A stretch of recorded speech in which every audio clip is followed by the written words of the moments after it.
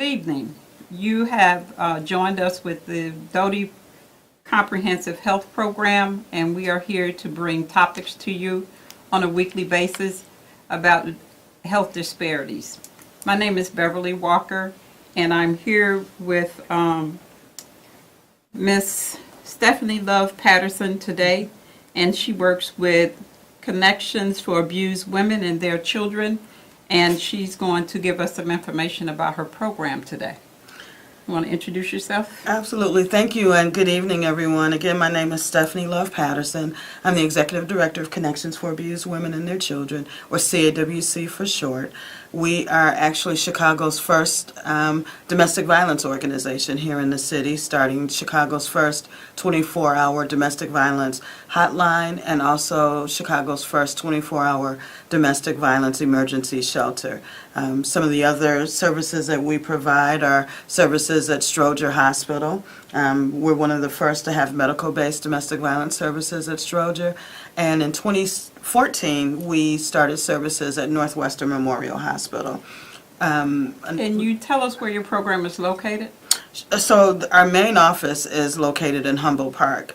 We're in the Association House building, which is where we have a third program where we do outreach and individual counseling and group counseling as well. And then we have services at Haymarket Substance Abuse Treatment Center, where we provide services mostly to folks inpatient, one-on-one or group counseling, and we do a whole host of training and outreach throughout our work at CAWC. Okay, good. Can you tell us what some of the typical behaviors are for a person that actually commits domestic violence? Sure. Some of the kind of warning signs, I'll phrase it that way, that should raise a red flag as to whether or not a person is a perpetrator of domestic violence are if that person wants to get involved really quickly in a relationship where all of a sudden he kind of goes from 0 to 10. We just met and the next day, I love you and I want to marry you. So real quick involvement. Also, if there's a past history of domestic violence. So sometimes victims will tell us, well, I learned, after my situation that his last girlfriend was beaten or even killed, and some, maybe other women prior to that. If there's drugs and alcohol, certainly that can escalate a situation in abusive relationships. And if this person their anger level goes from 0 to 10, and I just want to say it's not about anger management, but it's about power and control. But a big warning sign if someone is unable to cope and kind of handle certain situations. Those are some of the warning signs of an abuser. Okay. I hear a lot of times that domestic violence goes unreported.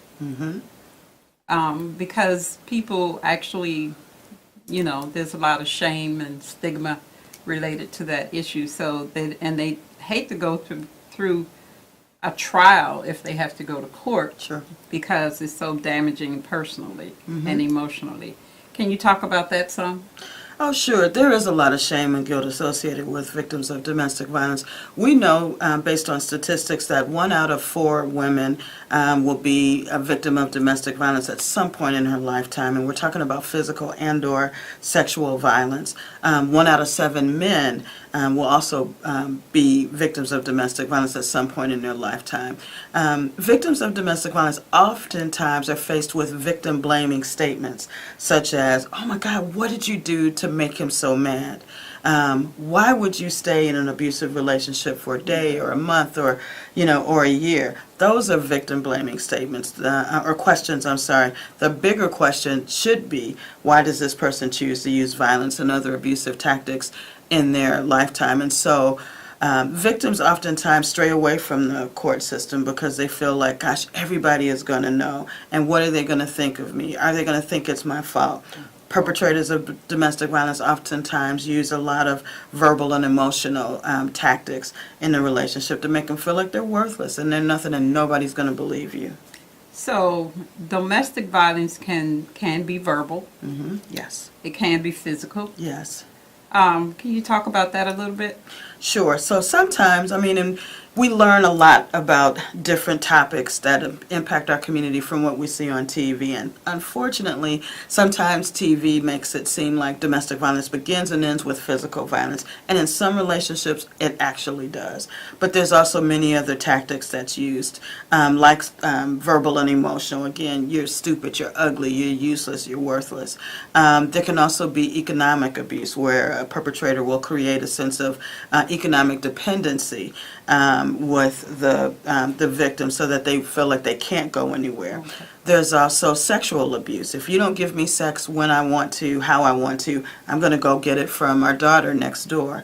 Horrible tactics like that. There's also isolation. People wouldn't believe how many victims of domestic violence are actually held hostages, if you will, in their own home. They aren't allowed to go to work or to school or to church or to hang out with their girlfriends after work. Then there's threats and intimidation. If you tell anybody about what's going on, I'm going to hurt you. Or if you're not home exactly at 6 o'clock after work, you remember what happened last time, and so they threaten them, that way.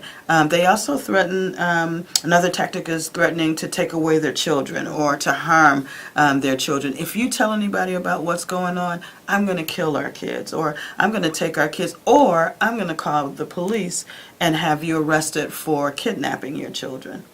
So there's a myriad of abusive tactics that perpetrators of domestic violence use to establish and maintain power and control, because that's what it's all about. Okay. So you're saying it's about power and control. Mm-hmm. So, and this continues on a regular basis consistently? Or are there like certain times of the year that certain issues happen? That's a great question. So for some women that we talk to, they talk about a cycle of violence. So they talk about every Friday or every other Friday, I know he's going to come home and he's going to start something, or he's going to hit me or hurt me in some other way. Sometimes it's on my birthday, or sometimes it may be on Mother's Day, a day that I really like. So they, perpetrators will pick a day like the holidays. Thanksgiving is coming up, for example, and Christmas. Well, perpetrators may know, gosh, she really loves the holidays, and I'm going to ruin those moments for her. Then you have the other, the flip side, where some women will tell us that there's no cycle. It's just bad all the time.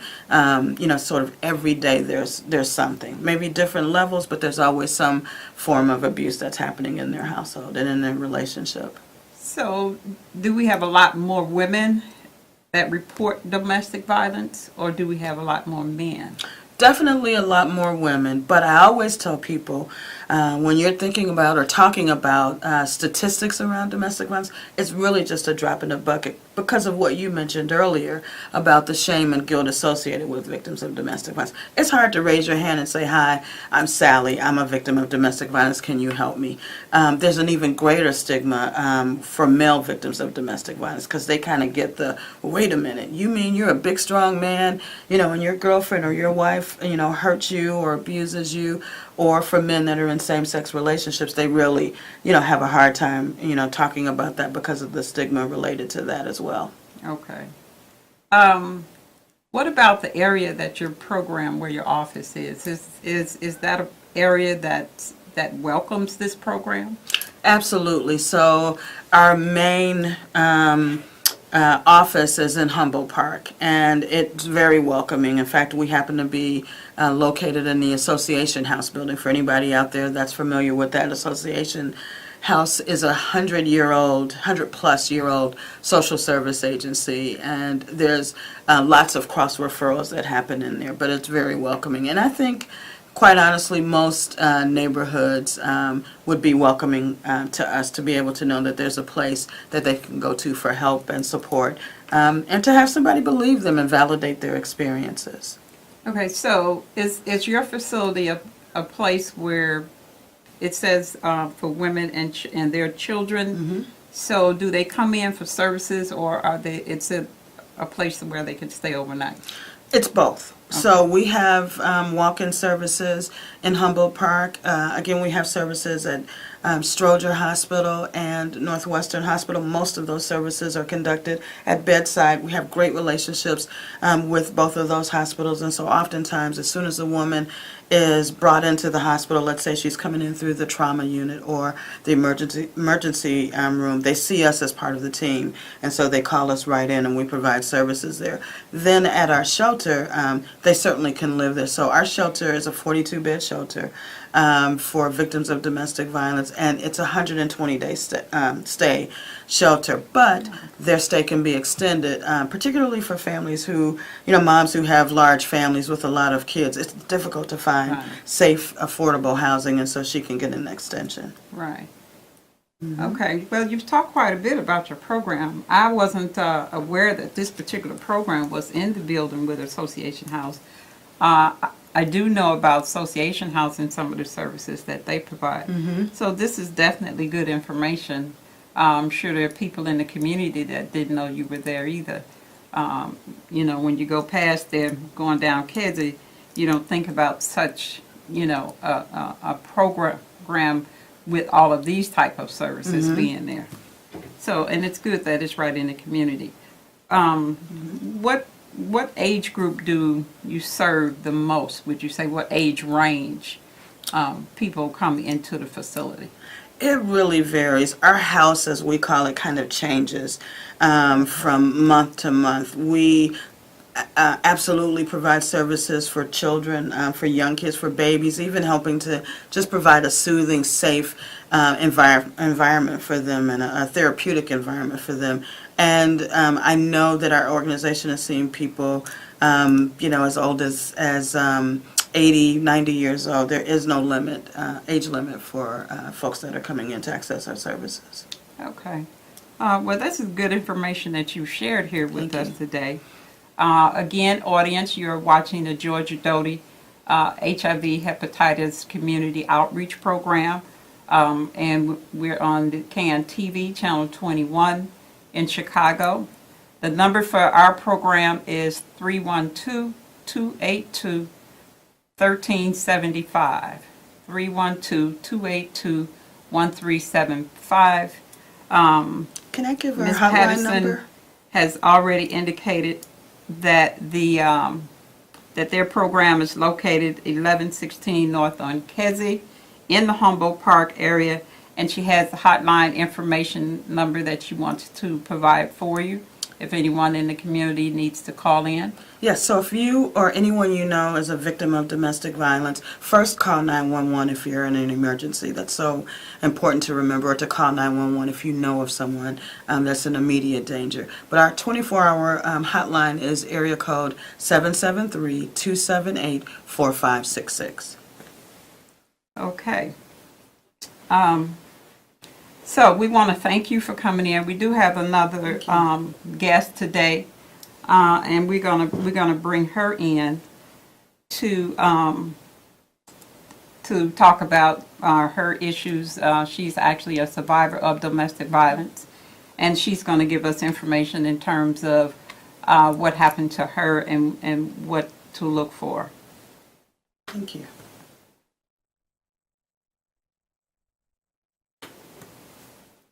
Okay, switch up real quick.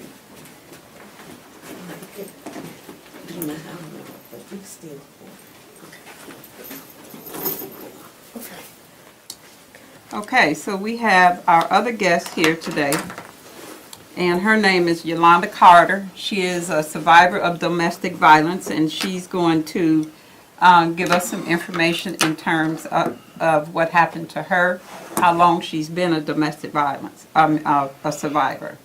Ms. Carter, you want to introduce yourself and tell us something about domestic violence from a personal standpoint? Yes. My name is Yolanda Carter, and I am 1 year and 7 months domestic violence survivor. Actually, I am no longer a victim. I am a survivor and overcomer. My experience with domestic violence hit like early on when I was young, like 18 years old. But back then, we didn't really know too much about domestic violence because it was just something that was always swept up under the rug. Nobody wants to talk about it. So it just was like it happened. My girls were like maybe 1 and 2 years of age, and there was times when I would, getting, abused for no reason, where I think it was probably like insecurity. They accuse you of things that you don't normally do, but you always feel like, oh, I'm afraid because I don't want to get hurt again or anything like that.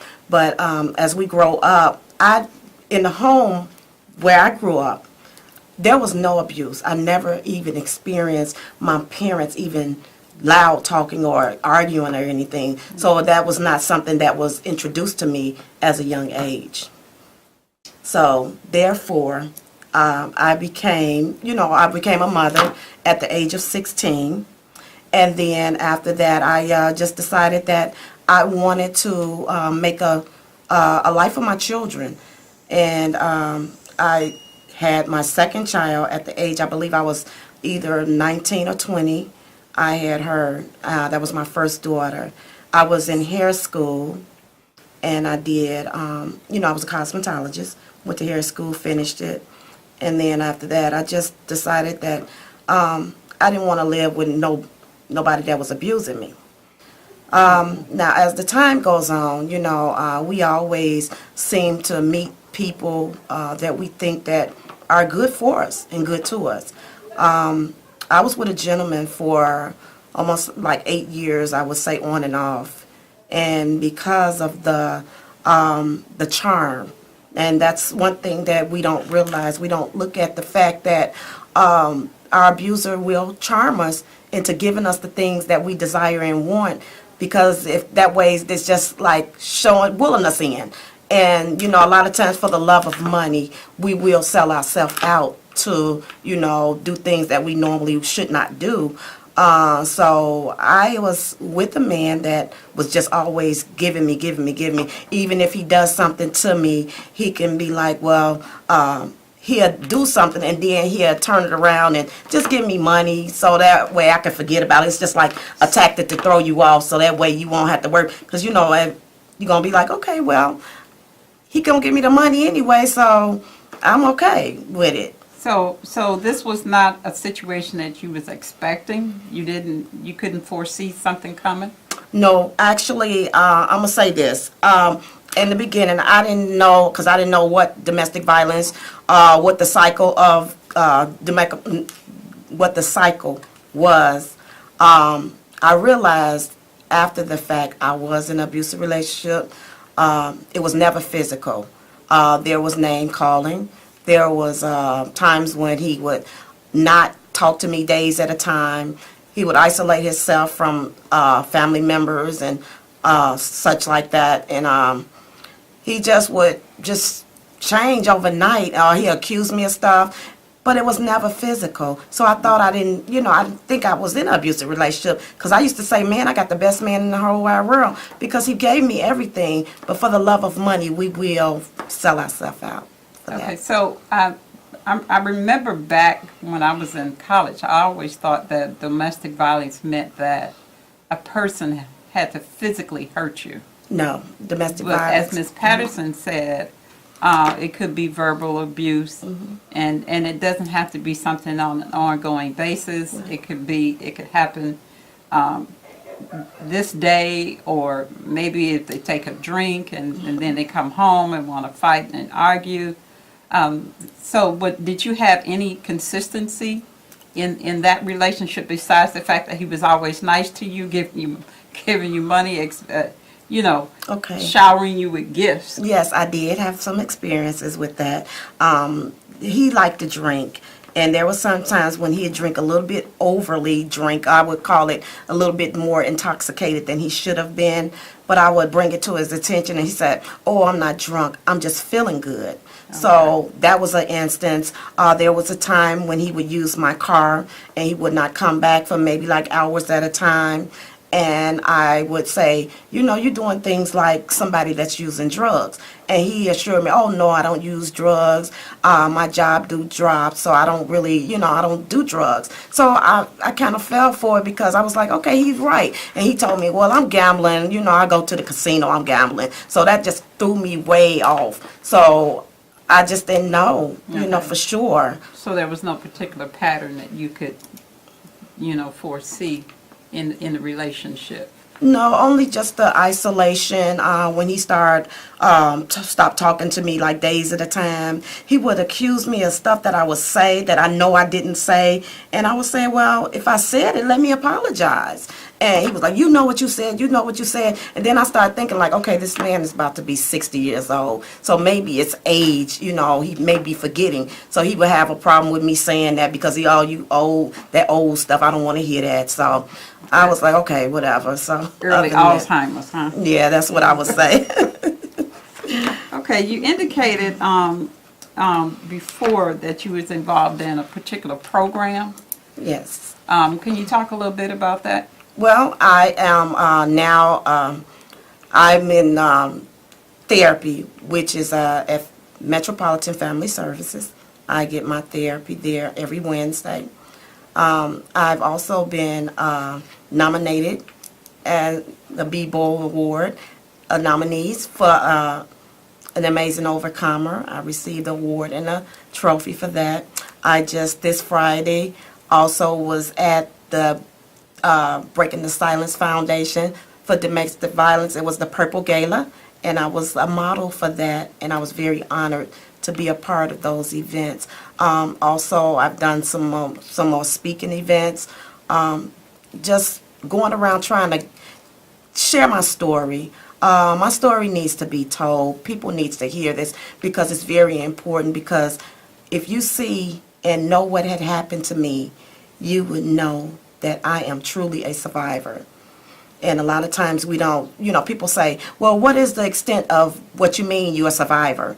And I had to explain that I was with a gentleman that I thought loved me, and I was he went to work one day, and to come home, and he asked me, can he take a shower and get himself together for work?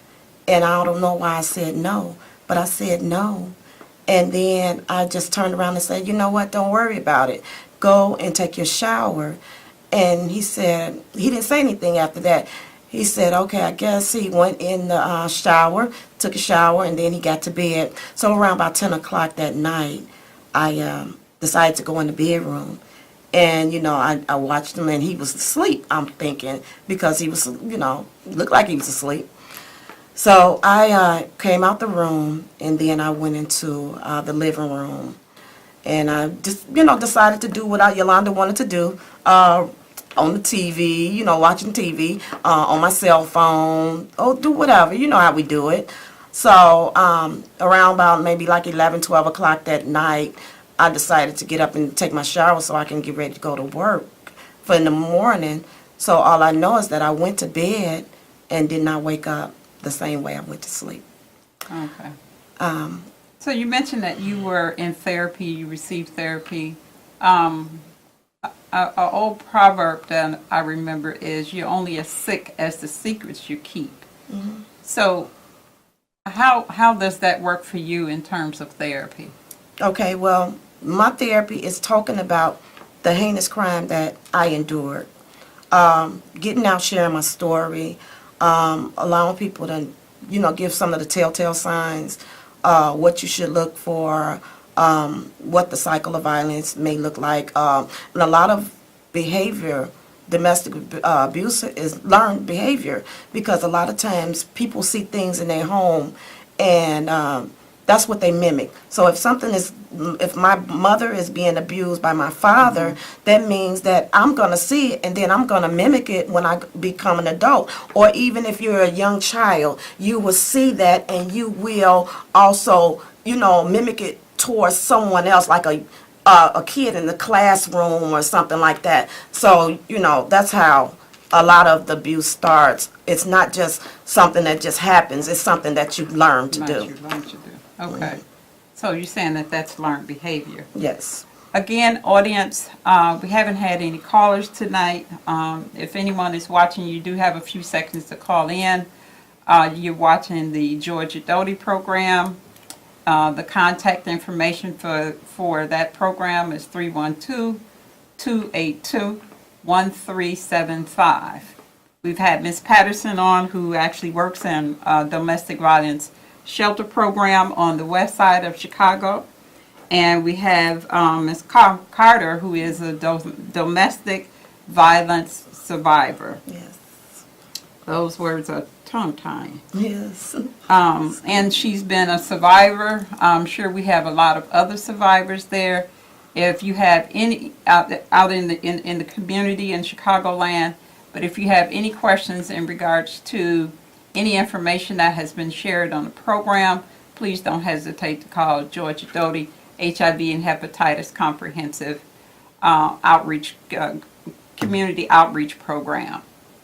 Again, we want to thank you, Chicagoland, for watching the show tonight. And please tune in with us every night on Tuesdays at 6 p.m. for the Doty Comprehensive Health Report. Thank you.